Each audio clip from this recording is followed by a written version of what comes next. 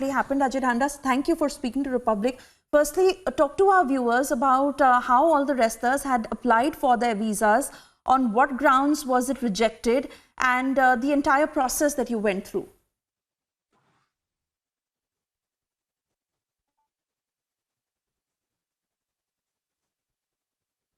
अजय ढांडा जी, आपको अगर मेरी आवाज आ रही है, आपसे जानना चाहेंगे हुआ क्या था इस पूरे मामले में, क्यों इन रेसलर्स का वीजा रिजेक्ट किया गया?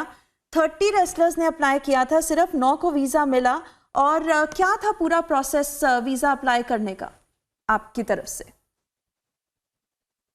ये जो है मैडम जी, वीजा की प्रक्रिया जो होती है, भारतीय कुश्ती संघ इसकी प्रक्रिया को आगे बढ़ाते हैं और शाही का इसमें तालमेल होता है। तो ऐसी कोई प्रॉब्लम नहीं होती थी, क्योंकि लगातार जो है ना हर साल 4-4, 5-5 टीमें जाती है अलग अलग कंट्रियों में। ये अमेरिका भी जाते हैं, कनाडा भी जाते हैं, अब इंग्लैंड में कॉमनवेल्थ गेम्स हुए थे। लेकिन पता नहीं क्यों स्पेन वालों की क्या समस्या होगी कि भाई उसमें जो है ना उनको ये डाउट है भाई इसमें ना कुछ प्लेयर जो है ना वहां पर वो जितना वीजा अवधि देंगे उस तक वो वहां रुकेंगे, और उनको क्या समस्या उस चीज में। अब मेरे को तो नहीं लगता कि कोई भी खिलाड़ी जो जाता है वो सिर्फ देश को रिप्रेजेंट करने के लिए जाता है, और अपना गेम खेलने के बाद में वापसी के लिए बहुत ज्यादा उत्साहित होता है। मैं जल्दी से जाकर के अपने देश में ही जाऊं। लगभग लगभग जो है ना रेसलिंग के अंदर तो मेडल आते हैं लगातार जो है ना 5-7 साल से, और उनका तो ये होता है भी हम जाएं अपने देश में मेडल लेकर के, और वहां पर हमारा जो है ना मान सम्मान और स्वागत बहुत अच्छे ढंग से होता है। तो ऐसा तो कोई नहीं है कि भाई कोई स्पेन में जाके रहने की किसी की मंशा हो। लगातार जो है ना इंडिया कुश्ती जो है ना बहुत पूरी दुनिया में अप करने लग रही है।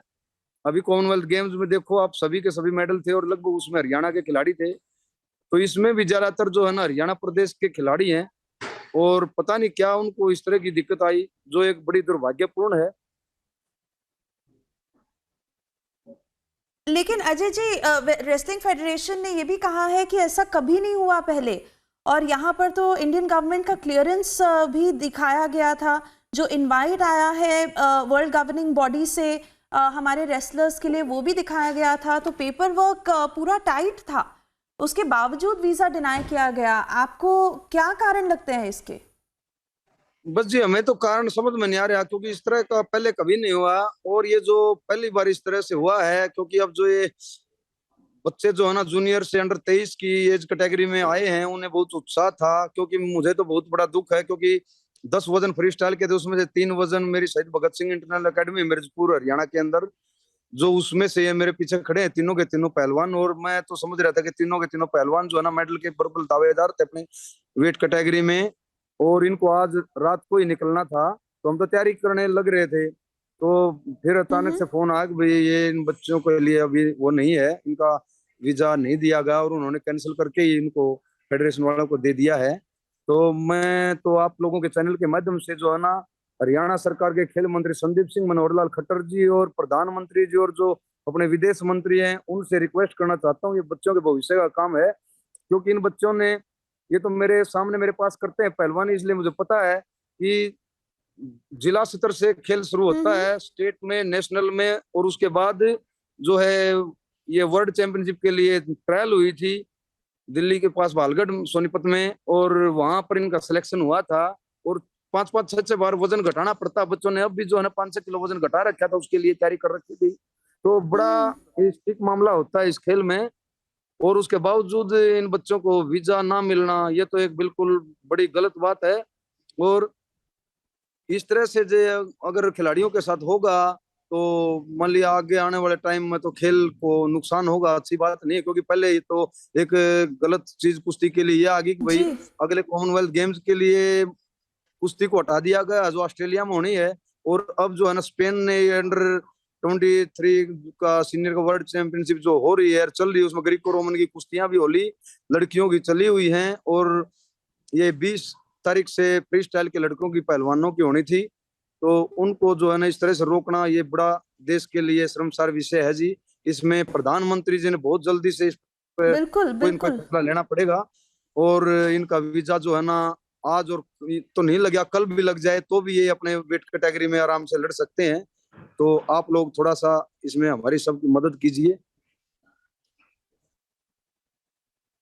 पर सही कहा आपने अजय ढांडा जी, बहुत मेहनत जाती है हमारे रेसलर्स की महीनों और सालों से ऐसे इवेंट्स के लिए प्रिपेयर करने के लिए, और बहुत गुस्सा उमड़ रहा है ना सिर्फ फ्रेटर्निटी में बल्कि पूरे देश के यूथ में, जो कि ऐसे इवेंट्स के लिए इतने टाइम से प्रिपेयर करते हैं कि ये बहुत ह्यूमिलिएटिंग है। हम आपके साथ बने रहेंगे आपसे जानने के लिए कि आगे इस मामले में कैसे क्या वीज़ा ग्रांट किया जाता है। अभी आपका धन्यवाद करना चाहूँगी अगर हमसे बात ये करने के लिए। वीजा से अगर नहीं देते तो इनके लिए है ना, मैं अपनी तरफ से और खिलाड़ियों की तरफ से ये कहना चाहता हूँ भी, फिर जो है ना वर्ल्ड लेवल की जो फेडरेशन है जो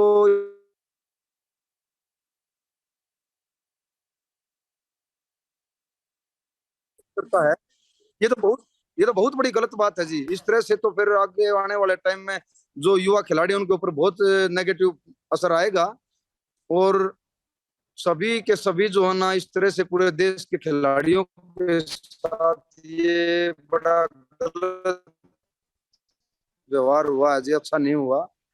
तो आप प्लीज इन बतल्दी अपने आप अपने लेवल पर कुछ नहीं कर सकते, आपके चैनल के माध्यम से ये बहुत फास्ट हो सकता है, ताकि आप ये प्रधानमंत्री श्री नरेंद्र मोदी जी के जी नोटिस में ये चीजें ले आए, और ये जल्दी से जल्दी जो है ना कल भी अगर वो वीजा के लिए वो हो सके तो वो कर सकते हैं, जी क्योंकि सब बच्चों के ऊपर जो है ना इनकी पुलिस वेरिफिकेशन होकर के पासपोर्ट बनते हैं, हर चीज पे वेरिफिकेशन होती है, Right. और उसके Ajay बावजूद जो Dhanda इस there putting तरह out से the entire story of the struggle that the और किसी wrestlers को have नोटिस had to नहीं है go कि कोई through and their visas that stand rejected. The Wrestling Federation of India also saying that despite all the documents being provided, on what grounds were the visas rejected? Ajay Dhanda, I want to thank you for speaking to Republic this evening, and we do put out your story there so the top leadership takes notice of it. For the moment, we have to slip into a very short commercial break, but also a quick reminder for our viewers. At 7 p.m. this evening is the biggest story tonight of a big setback to the Tukre gang after Umar Khalid has been denied bail, and clear words in the order, scathing observations made of his role in the Delhi riots case. That will be the biggest story at 7 p.m. Don't miss it.